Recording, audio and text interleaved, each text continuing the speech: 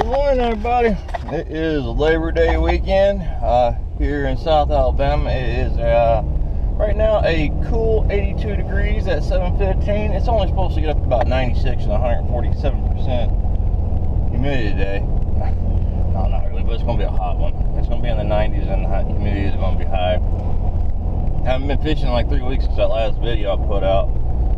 So I'm going to go back to the river today. I'm by myself. So I'm going to, I'm actually going to try to do 2 videos. I'm going to try to do a bluegill catching video and then a catfish catching video. But we got about an hour and a half drive, so I'll see you when we get there. Alright guys, so I just got here to Moosey Creek Park. You guys seen me put in here several times. I come here because I figure it's going to be busy on the first boat in the parking lot. And I got out here kind of late, guys. It's like almost 9 o'clock. And it's already hot, but no one's here yet. I use this because it's got 2 boat ramps and it's easier to get in and out. It is a $2 fee.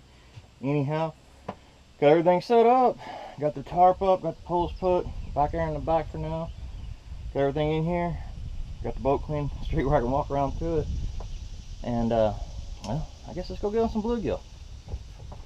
Alright guys, so what I'm going to start doing is I'm going to start working this rock ledge and these overhangs, just going up here, and then I'll get into the brush and stuff. Whenever I'm fishing for bluegill, I like to run a split shot, a drop shot. So I got my little 6/0 eagle claw true turn hook up about, I don't know, 4 inches above my sinker, which is just a little split shot clamped on. And then I like to have a small bobber that I can take on and off really easy because I'll be changing a lot. So first when I get up here, I'll try a bobber. If I'm not getting anything, then I'll take the bobber off and then I'll run the drop shot across the bottom, and then I'll just work it back and forth and see where I start picking them up at. And I'll catch a couple off a bobber, I'll take the bobber off, I'll catch a couple off of the drop shot on the bottom, and then I'll move up, I'll catch a couple more off the drop shot, then I'll put the bobber back on, I'll catch some more off the bobber. So I'm just constantly changing it up to see where the fish are biting at.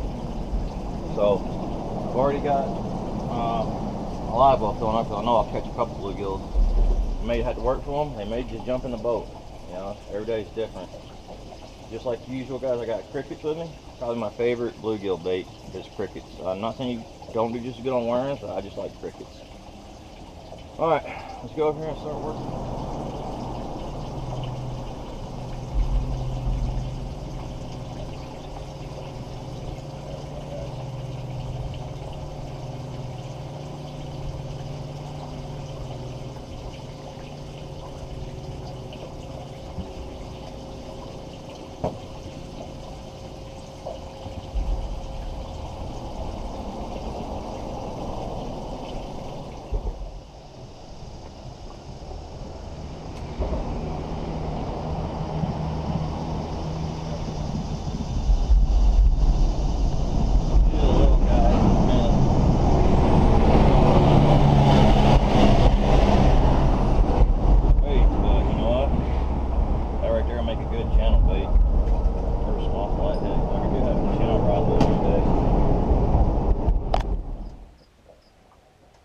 Hey guys, alright, so I got probably about 30 bluegill in there. I haven't caught one in a while. It's about midday right now. They should be getting ready to turn the generators on here in probably about 30 minutes. With the breeze coming in and the fan sitting in this shade, it's super nice.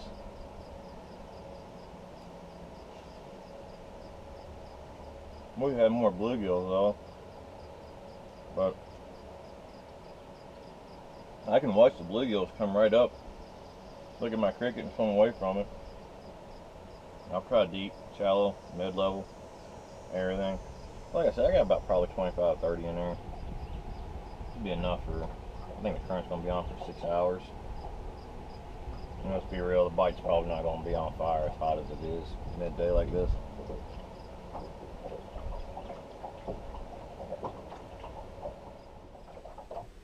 Alright guys, so I timed it out perfect. I just got anchored down. I ain't even got the poles in the water yet and the current is on, so everything worked out just about right time wise. I'm going to leave this camera on because sometimes whenever I cast out, if the fish are on, I'll have a fish on before I get every pole out. I don't see that happening today. I don't see them particularly being on fire at 12:33, but who knows, we'll see. Alright guys, so I'm setting spot 2. I moved quite a bit deeper. I'm in like 40 foot of water now. I lied to you guys earlier. I thought the current was on. It wasn't. It was just the wind. So I'm double anchored right here in a bend, and I got all around this bend. I got it casted. So when they do start letting current out, I'm gonna have to reposition here because it won't last then. But alright, so let's just set tight. Alright guys, now this time I feel confident that we're starting to get a little bit of current down here. I can't tell because it's pretty windy today, which makes it really nice with the wind blowing in this fan. The only time I sweat is whenever I get up moving around doing stuff. But I was just talking to one of my buddies, Jack, asked me how it was going. I am just waiting on the current, but it's midday, so I don't know. I think I'd rather take my chances fishing midday with current than evening and night fishing without current. So I got it, like I said, I'm spread up probably mostly in 30 to, I may have a couple up on the bank up around that ledge in about 20, but most of them about 35 to 40 and a couple in 20. They've been out in this spot for about 15 minutes. I'm gonna sit here for at least an hour or so at this spot because it's a really nice deep hole, and I've caught several big fish. I haven't caught a lot of fish out of this hole, but every fish I have caught out of this hole has been over 16 pounds. So I don't know. My biggest Chattahoochee River fish is still that one that was like 27. I miss catching 40s and 50 pounders. Maybe this travel virus and travel restriction cause the coronavirus will go away, and then I can travel and start going up there to Wheeler Lake and Tennessee River and catch a big fish again.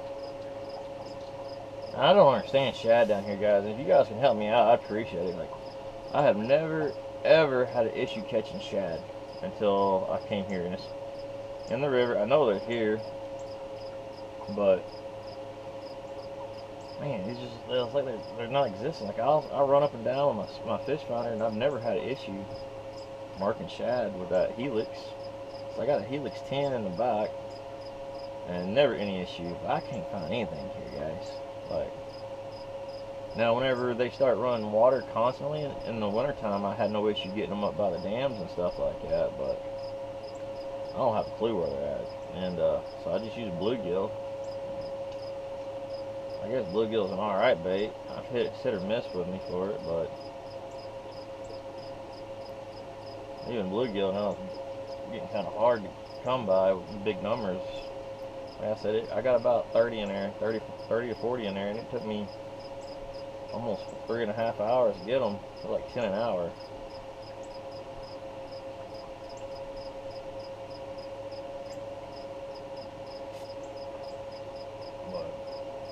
I don't know.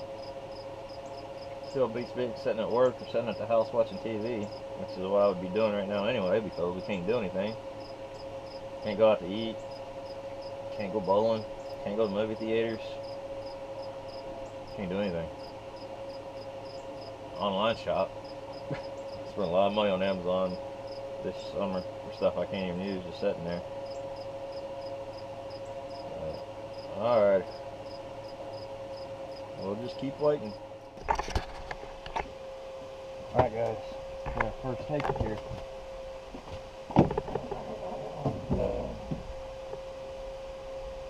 As soon as that current started too, he hit. That's not very big.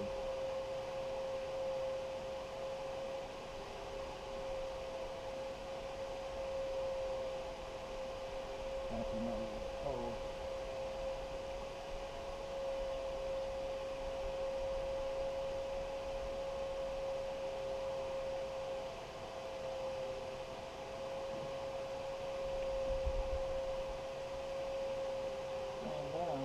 Oh, it's a little flathead.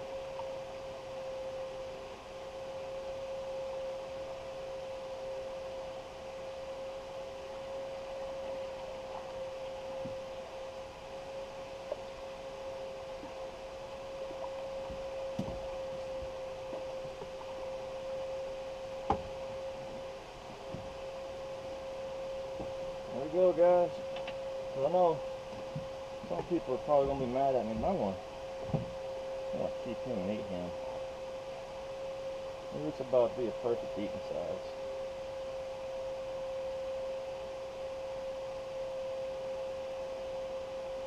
He came up off of that bank.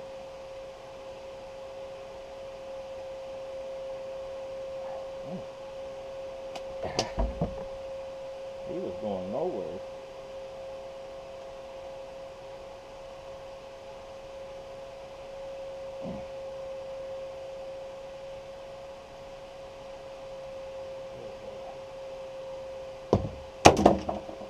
I said about a little 3-pound flatty. Really neat looking colors. Alright guys, I've been here for about 50 minutes. Only thing we got is that flathead. I think we're going to go ahead and make a move. These baits, a lot of these baits are pretty old. They've been on there since that first spot. So they've been out there for about 2.5 hours. So I guess it's about time to put them out anyway. So I'm going to get these poles in. We're going to make a move. We're not going to go far, just about maybe 200 yards. Alright, we'll see you back when we cast it out. Alright guys, I just got set up on spot 3. I got 3 heads out, 1 bluegill chunk, 1 live bluegill, and then 2 of those chicken breasts and jello and garlic. 2 with chicken breasts and jello and garlic are up here next to the bank. See if there's any channels right through here. It's all pretty deep right through here. It's about 35 to 40 feet all the way across, all the way up to the bank, and then it just shoots straight up. So we'll see if anything's out here. It is well, there it is. It's 2:32. We'll give it about 30 minutes or so, 30-45 minutes, depends on if we're getting any bites. Oh, look.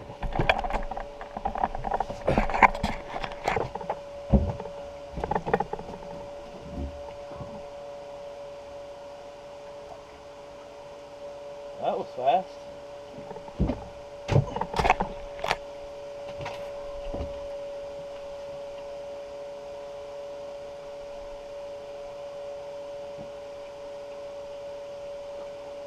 Right in the surface, I think it's blue.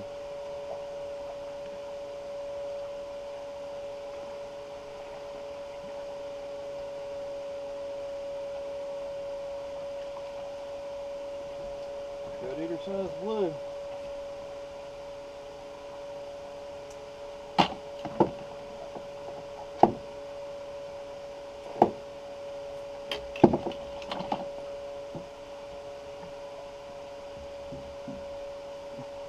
Alright guys, so maybe this will be the spot. We'll see. Alright guys, so I'm casted out on what's most likely the last spot of the day. I've got 2 flappers, 2 heads, and 2 live bluegills on. There is no... If I stand up, my face can be out of shade, but the rest of my body's in the sun right here. I'm just going to let the camera run because I ain't going to be here much longer.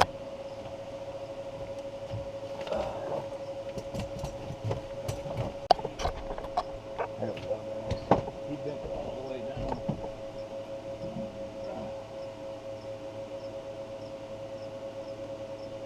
Nice fish here.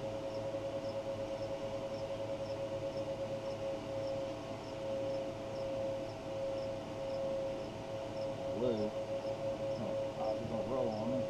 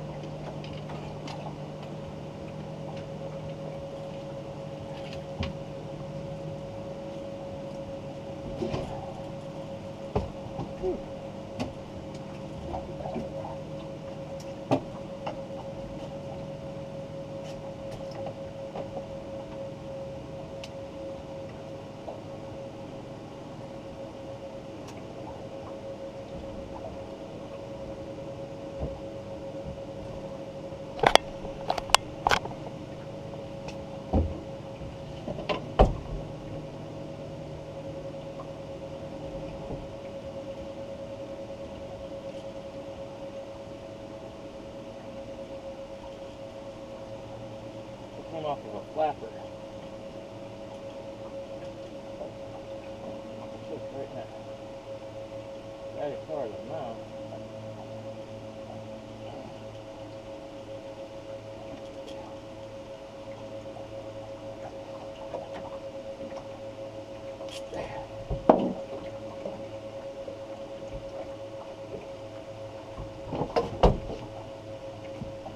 There we go, guys. Nice flatty. Get a quick picture with him and let him go.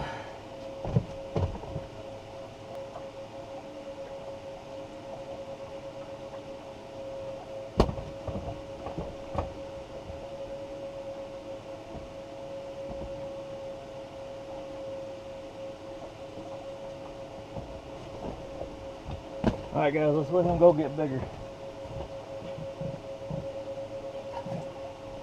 There he goes.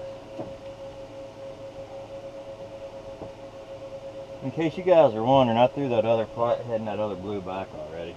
I don't feel like messing with them. Alright guys, that took about like 5 minutes. Let's see if we can get another one. Alright guys, it's 5:30. I'm gonna call it. Catfish for 5 hours, got 3 fish. Came for flatheads, I got the flatheads, but not exactly on fire today. But a wise fisherman once told me that some days they just be that way. And today, it was definitely that way. So, I don't know how much more fishing I'll be doing this year. I haven't done a lot in the first place, but now dove season starts next weekend, and then Georgia deer season starts next weekend. Early kill season starts next weekend, so I'll probably be doing a lot of hunting there close to the house. So once it cools down, I'd say probably November-ish, October, maybe a couple times in October, I might start coming back out here more. See if the fall bites on. It's just, you know, an hour and some change drive every single time, hour and a half if I come here, or like an hour and 20 minutes I come here, hour and a half if I go up north. So it is what it is, guys. Maybe they'll get this 100-mile restriction lifted pretty soon for us, and I can start going up and fishing Wheeler Lake and Wilson Lake and the Tennessee River system up that way. Coosa River system, I think over on Wise Lake I'd like to go fish, but right now it is what it is. I got 100 miles I can fish at, and this is the only river I can make it to in the 100-mile radius. But thanks for watching. I know this is a free fish video, but hey, it is a fishing video. Thanks again, guys.